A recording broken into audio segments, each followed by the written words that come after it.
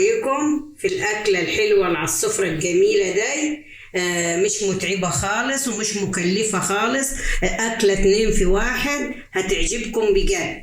ويلا بينا نشوف عملناها ازاي والطريقة ازاي مع بعض. يلا بينا.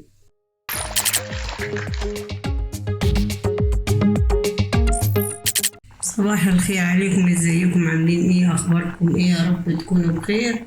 احنا النهاردة هنعمل مع بعض أكلة 2 في 1 هتعجبكم خالص خالص، وسهلة وسريعة وجميلة خالص. ويلا بينا نشوف مع بعض هنعملها ازاي والطريقة ازاي. خليكم معانا للنهاية. الأول هناخد المية السخنة نحطها على الفراخ. أكلة 2 في 1 هتعجبكم خالص. أنا هغسل الفراخ بمية سخنة، غسلها وملحها وبالليمون والملح والسكر عشان يبقاش فيه زفار. وأحلى أكلة هتعجبكم بجد يعني. احنا غسلنا الفراخ كويس، هنصبه على طول في المية اللي بتغلي. هنحط دلوقتي الجوانس، كمية كبيرة من الجوانس هنخليها تاخد نص غياب، وهنعملوهم طاجن في الفرن هيعجبوكم خالص خالص. 2 في 1 هسلق مع بعض كده. والفراخ هنعملوا عليه الملوخية، يعني أكلة جميلة خالص خالص هتعجبكم بجد. بعد ما تغلي المية بتاعت الشوربة بالفراخ والجوانس هنحط ورقة اللورة وهنحط بصلة عشان الزفار، وهنغطيهم وهنسيب. دلوقتي هنحط بعد ما خد أول غلوة شيلنا الرين ده معايزينهوش. دلوقتي هنحط البصلة، توم، حبهان 2 وورق لورا والملح، ونسيبهم يستويوا منما نعمل التقلية بتاعت الطاجن اللي هنحط فيها الجوانس. دلوقتي هنحط حطيت السمنة، هنحط البصل اللي انا قطعته، نحط معلقة الملح، نص معلقة يعني معلقة صغيرة عشان لو عوزنا ملح تاني نقول نحط. وهنحط حبة كزبرة ناشفة نفس الوضع عشان ريحتها تبقى حلوة. دلوقتي هنحط الطماطم، عملنا طماطم عشان يبقى لونها فاتح، ما عايزينش البصلة محمرة قوي. لما تتسبك خالص هنرجع لكم. دلوقتي هنحط الجوانس، طلعنا الجوانس اها بالبصل والثوم معاهم، هيبقوا حلوين خالص زي ما هم كده.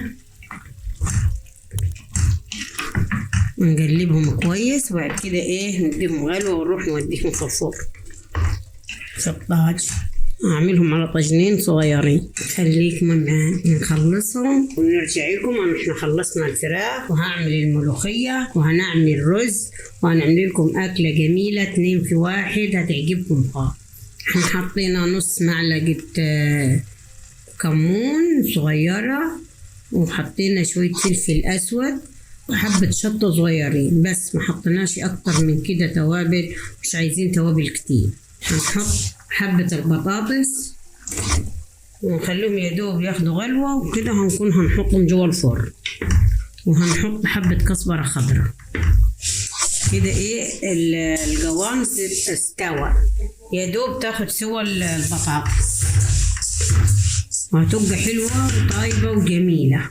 هنحط شوية كزبرة نقطعهم كده بالسكين على البوتاجاز واحنا واقفين عشان يدوهم ريحة حلوة خالص. شايفين الريحة بتاعتهم تبقى خطيرة. وهنعمل الطشة بتاعة الطاجن، خليكم معانا. هنحط الطشة عليهم زي ما انت شايفة لونها ذهبي وحلو.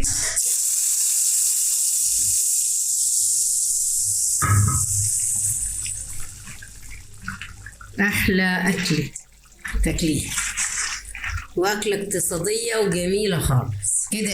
أنا هحطهم في الفرن قيمة 10 دقايق. بدل ما كنت هنحطهم في 2 صغيرين هنحطهم في 1 كبير شوي. لقيتهم كتار مش هينفع في 2 الصغيرين. هنحطهم في الطاجن ونحطهم في الفرن. بعد ما نخلص نرجع نعمل الملوخية. دلوقتي خلينا الشوربة تغلي. احنا حطينا الطاجن في الفرن، منا ما نطلعوه من الفرن، ونكون عملنا الملوخية وعملنا رز. احنا خلصنا الرز كل الناس بتعرف تعمله، وعملناه وخلصناه. شايفين الملوخية بتاعتنا الحلوة ده؟ شايفين انا عملت الملوخية ونقش الريمة كده ها زي ما انتوا شايفين. شوفوا الملوخية خلاص، احنا نقطع عنها، ما تخليهاش تغلي معاك كتير عشان تسقطش معاك، كتر الغليان فيها يخليها تسقط.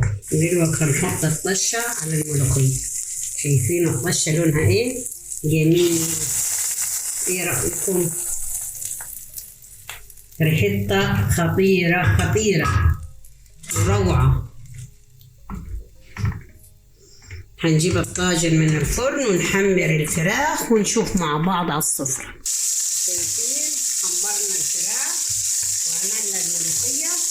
دلوقتي هنجيب الطاجن من الفرن وهنحط الرز